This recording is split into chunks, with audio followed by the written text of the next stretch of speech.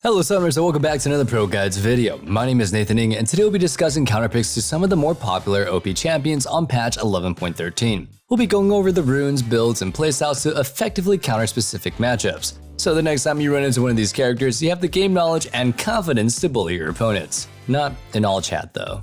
You never know what somebody's going through. We'll be starting off things in the top lane with Camille as an answer to Nasus. Nasus has been around since the early days of League, and while there have been definitely quite a few adjustments and even some mini reworks to how things work, the overall story is the same. If he's able to stack up at a steady pace, he eventually takes over the game as an insanely strong split pusher, mowing down you and your turrets in seconds.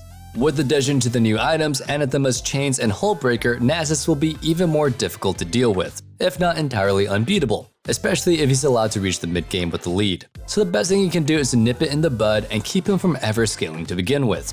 And Camille is a great champion to do that. Anytime Nasus moves up to farm, you'll be poking him with a W and then immediately jumping on him for the heavier trades with the E and Q. Aside from just straight up killing Nasus, the ideal situation is that you scare him off into farming with his E.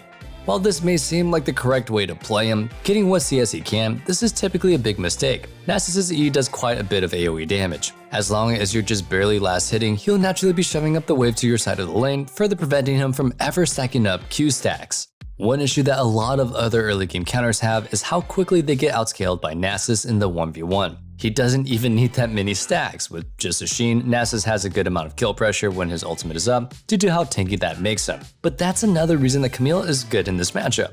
The true damage on her Q lets you completely eviscerate through Nasus' bonus stats. On top of that, you also have the damage from the Spellblade proc and the split penetration passive on Divine Sunderer. For items in this lane, you'll be starting off with a Doran's Blade and then build into Divine Sunderer. As soon as you get that done, go for Executioner's Calling, and then cut Nasus' healing when you fight him, and then pick up Lucidity Boots and build Ravenous Hydra. Your next three items could be along the lines of Syrax, Guardian Angel, and Chempunk Chainsword. Our second counter in the top lane is Quinn as an answer to Riven. Like in any other melee matchup, the way you beat Riven with Quinn is by hard bullying her in the early game. If she wants your minion, you make her pay for it by auto-attacking her several times, using movement speed from your passive and then Vault to chase her down.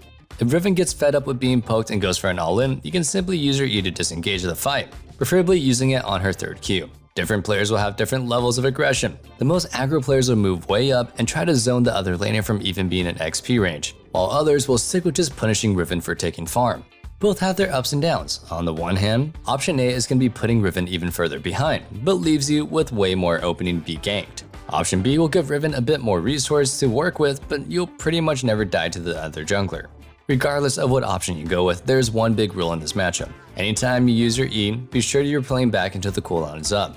Whether you're an aggressive player that positions super forward to try to completely zone out Riven, or you're a bit more reactive and just play to punish her when she moves up for her farm, the one rule is that you should always back up when your E's on cooldown. Since you max your W and then your Q, your E will be on a 12-second cooldown for most of the game. That gives Riven a small window where her cooldowns come back up before your vault, and that could give her a way to get back into the game if you die to her, even once. Aside from being able to consistently win the lane, Quinn has another big advantage over the other lane bullies. Most lane bullies in general win games by being so far ahead in lane that they can go ahead and just brute force their way to victory by split pushing or steamrolling teamfights. But with Quinn, you can use the free lane to roam and constantly gank elsewhere. He'll basically be applying global pressure without a 3-minute cooldown ultimate like Shen or Karthus. Just be sure that you're roaming at smart times, where you aren't just letting Riven farm for free back into the game. For your items in the lane, start with a Doran's Blade and then build into Immortal Shield Bow. Then go for Berserker's Grief or Steel Caps, depending on if the enemy team has other AD threats that you may have to duel. After that, be sure to pick up Executioners, cut her healing when you fight her, and then go for Phantom Dancer, Infinity Edge, and Lord Dominic's Regards. To finish off your build, upgrade Executioners to Mortal Reminder. Heavy counterpicks like this ready to go for ranked are a huge part of climbing the ladder. It's a pretty bad feeling when you know that you're going to lose from Select because you just didn't know how to deal with that one champion and you end up feeding them every single time. But just being ready to lock in a counter isn't enough on its own. You have to know what you're doing with these champions to get that dub. We do everything in our power to give you the rundown in these counter the meta videos, but of course we can't cover everything. We don't have all day, but don't worry, we still got you covered.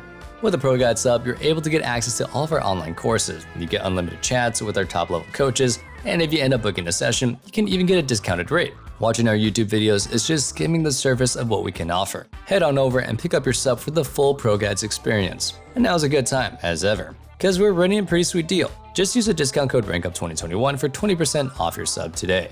Moving things into the jungle, since it's an OP role at the moment, we have 4 picks to go over. The first one of those is Lee Sin.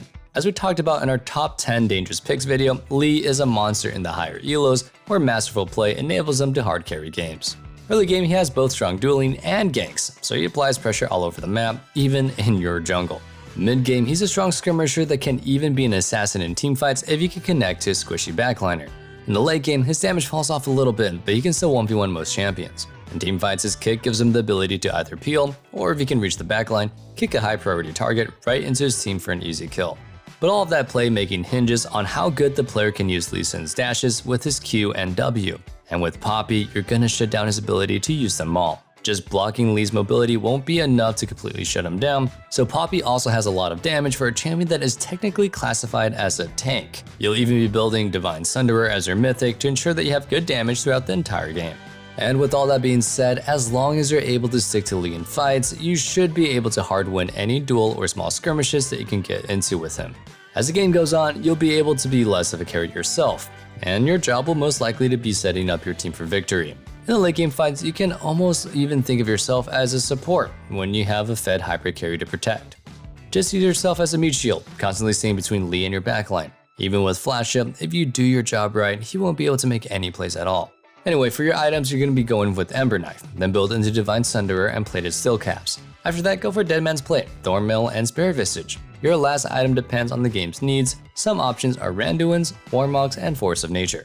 Our next counter to talk about is Xin Zhao into Fiddlesticks. While Fiddle's Drain does make him a pretty hard matchup for a lot of the strong early game junglers to fight, Xin Zhao has a lethal combination of high damage and CC. That way you can easily cut him down once you get on him. When faced with one of these bad 1v1s that he has, Fiddle can just usually use his fair to get his opponents to run away. But as long as you can challenge him with your auto or W, you can automatically charge back onto him and keep him on your onslaught. To outdo Fiddle, you'll have to play super aggressive, contesting every camp you possibly can against him, and it's not enough to keep Fiddle alone out of the game. If his laners do well, they can easily help you get back into the game with just a single good fight. So you'll need to juggle pressuring him and looking to gank those laners as well. You have to play really high tempo, without mindlessly just running it down and making plays happen. Remember, with the potential for a massive AoE fear with his ultimate, it just takes one mistake for your team to completely throw the entire game to a well-timed Fiddle ult.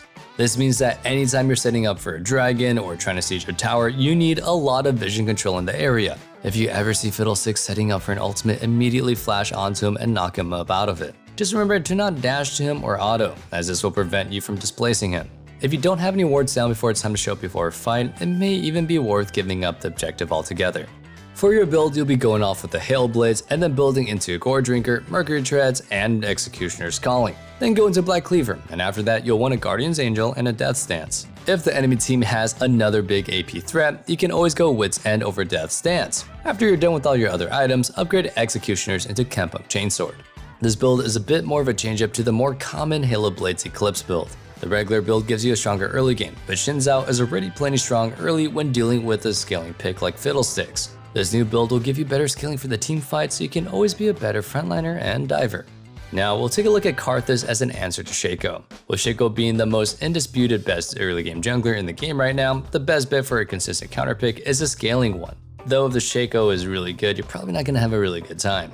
Taking another early game jungler basically means that you're fighting an uphill battle to out-jungle him in the first few levels, and if you lose that battle, you'll probably lose the game. Taking a scaling option like Karthus means that you'll willingly concede some of the early game, but you'll be losing it with grace, knowing that later on into the game, you'll be having much more of an impact in teamfights. What makes Shaco so strong is his ability to flex between AD and AP. AD Shaco is there to blow up squishies, while AP shuts down divers hard. But neither option works well against Karthus.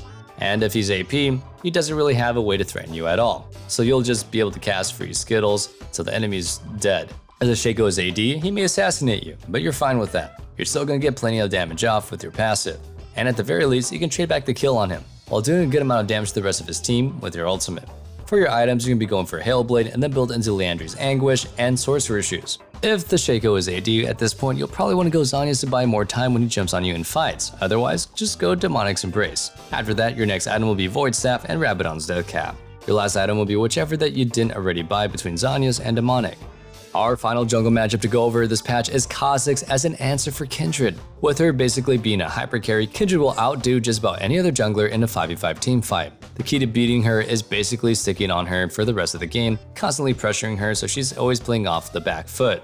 And Kha'Zix is the perfect champion for that. He has some of the best single target bursts in the game, and him having both the stealth and elite makes it pretty much impossible for Kindred to kite him.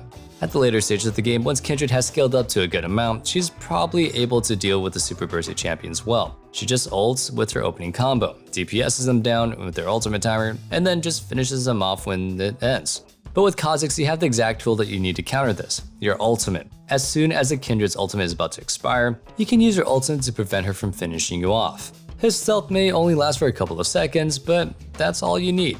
Trust me. And I'm not just talking about League of Legends.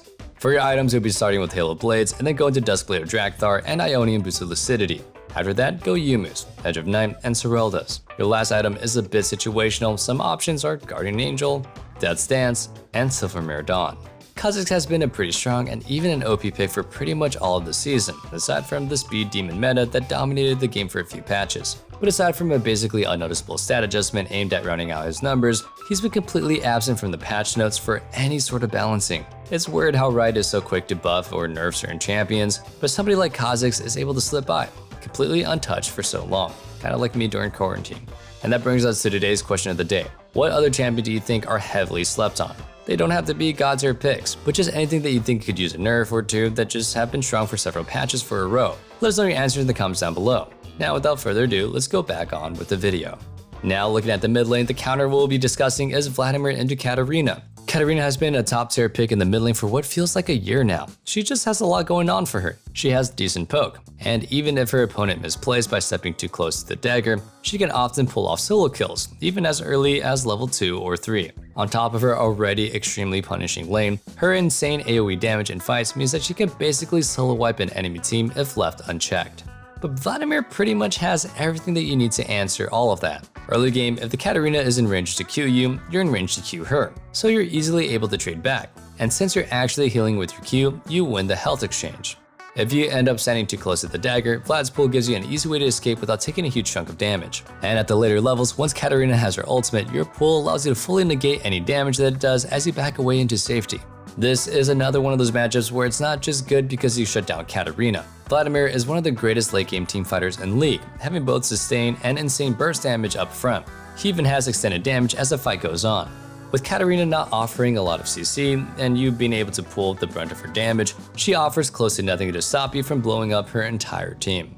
For your build, you'll be starting off with Darksteel, and then build into Rocket Belt and Sorcerer Shoes. If things are going well and you're confident that you can maintain your stacks, you can upgrade Darksteel into Magi's at this point. Your next item will be Cosmic Drive, then Rabadons, and then you'll top it off with the Void Staff. If you didn't go Magi's, or you did but you just start losing stacks, swap it off for Azania's Hourglass instead. Moving things down to the bot lane, we have Veigar as an answer to Tristana. Tristana has been a super dominant pick for pretty much all of Season 11, as both a mid and a bot lane pick. Playing against her in the bot lane is arguably more frustrating because you just have to hope that your support is able to peel her off of you when she just jumps in your face and you're playing an immobile ADC. And that's what makes Veigar such a great pick. Instead of relying on your support to peel, anytime Tristana and her support move up to go aggressive, you can just throw out your cage to stop them in their tracks. Tristana can normally buffer up most CCs, but that requires the CC to be on Tristana herself. Once she's mid-jump, she kind of just blasts into your wall, dropping to the ground and then being open to your combo and any follow-up that your support may have to offer. This counter just works so well when going aggressive, with your cage giving you a solid way to lock her down when you have an incoming gank. Once you've stacked up a nice bit of AP, this matchup goes like any other Veigar vs ADC lane. If you catch Tristana off with your stun, you send her back to the fountain. For your items, you'll be starting off with the Doran's Ring and then go back for Lost Chapter pretty much right when you can afford it. You need the mana sustain to keep up with Tristana's pushing power. Upgrade Chapter into Luden's Tempest, then grab Sorcerer's Shoes. After that, you'll go into Zanya's, Void Staff, and Rabadons. Your last item should be Banshees if you need the Spell Shield, otherwise just pick up a Cosmic Drive. Looking now at the supports, we'll be starting things off with Lulu. If you regularly watch our meta videos, which you should if you cared about your LP, you should know that Lulu has been way too good for way too long. She's just unmatched at both peeling for and buffing up her hyper carries. And that's why I'm so happy to give you the one pick that actually works to consistently shut her down hard, Zyra. Lulu is such a strong pick because she doesn't really have a weak point in the game. She has strong trading early, and while the damage herself does fall off later, she transitions into making ADCs into gods. But there is one little chink in her armor. Lulu may be an enchanter, but she's a shielder, not a healer, so she can only sustain so much. Her biggest weakness is dealing with poke-heavy champions, and Zyra is the best in the class when it comes to that. In lane, you're gonna have to push a minion wave, that way Lulu and her carry are under her turret. Once there, they're forced to take constant harass as the ADC tries to pick up what farm they can.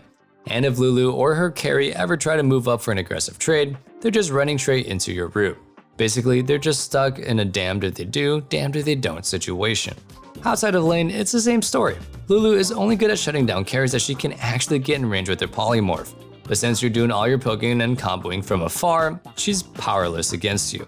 Even if she has some diver movement speed to jump on you, her ER combo locks them up, shreds them, and even gives the team time to mow them down. For your items, you'll be starting Spell Thief's Edge, and then you'll build into Sorcerer's Shoes. After that, go into Leander's Anguish, Demonic Embrace, and Void Staff for maximum DPS output. We usually recommend Vigilant Wardstone as the last item on supports in the rare events that the game just drags on for too long. Rabadon's is a viable 6th item. In the event that you do go for a greedier option, just buy Control Wards until you can fully purchase it. Vision means a lot more than sitting on a needlessly large rod for 10+ minutes.